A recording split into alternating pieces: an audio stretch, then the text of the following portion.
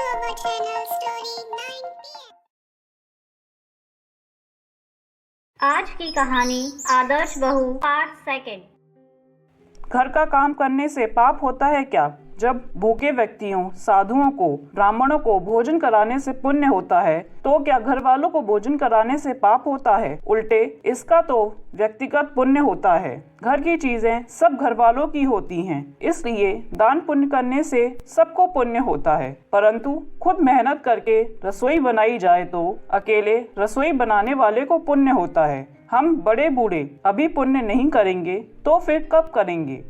सास की बातें सुनकर सब बहुओं के भीतर उत्साह हुआ कि इस बात का हमें ख्याल ही नहीं आया कि घर का काम करने से, भोजन बनाकर सबको खिलाने से भी पुण्य होता है। यह युक्ति बहुत बढ़िया है। अब जो बहू पहले जग जाए वही पहले रसोई बनाने बैठ जाए। आपस में खटपट होने लगी। एक कहती कि रसोई मैं बनाऊंगी, दूसरी कहती कि मैं बनाऊंगी। सेठ के पास यह बात पहुंची तो उसने कहा, सब अपनी अपनी बारी बांध लो और अपनी अपनी बारी में रसोई बनाओ। पहले जब रसोई तू बना यह भाव था तब 6 बारी बनी थी। अब मैं बनाऊं यह भाव है तो 8 बारी बन गई। 2 और बढ़ गई, सास और छोटी बहू। काम करने में तू कर इसमें काम बढ़ जाता है और आदमी कम हो जाते हैं, पर मैं करूँ इसमें काम हल्का हो जाता है और आदमी बढ़ जाते हैं।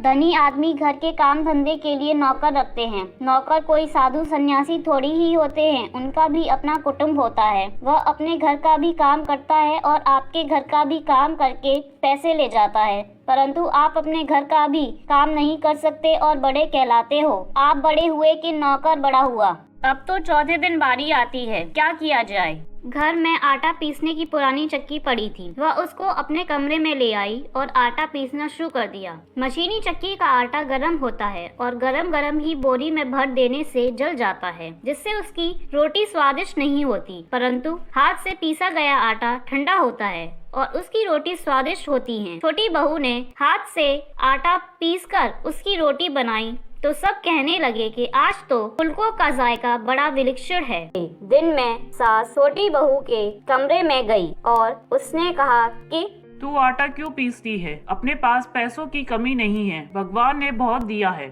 माँ जी, भले पैसे बहुत हों पर आटा तो रोजाना मैं ही पीसूंगी। हाथ से आटा पीसने से शरीर ठीक रहता है, व्यायाम स्वयं हो जाता है, बीमारी नहीं आती, वैद्यों डॉक्टरों के चक्कर नहीं काटने पड़ते। दूसरी बात, रसोई बनाने से भी ज्यादा पुण्य आटा पीसने का है। रसोई चाहे कोई भी बनाए, आटा तो मेरा पीसा हुआ ही सब खाएंगे। सास ने और जेठानियों ने यह बातें सुनी तो विचार किया कि छोटी बहू ठीक बात कहती है। उन्होंने अपने अपने पतियों से कहा कि घर में चक्की ले आओ, हम सब आटा पीसेंगी। सब चक्की ले आए। सभी चक्कियों में रोजाना 2-2.5 सोर आटा पीसने लगा। आटा अधिक हो गया, अब अधिक आटे का क्या करें? छोटी बहू बोली, अपनी दुकान में आटे की बिक्री कर दो। छोटी बहू की बात सबने मान ली कि यह जो कहती है ठीक कहती है। आटा पीसने का काम तो मेरे हाथ से गया, अब क्या करूं?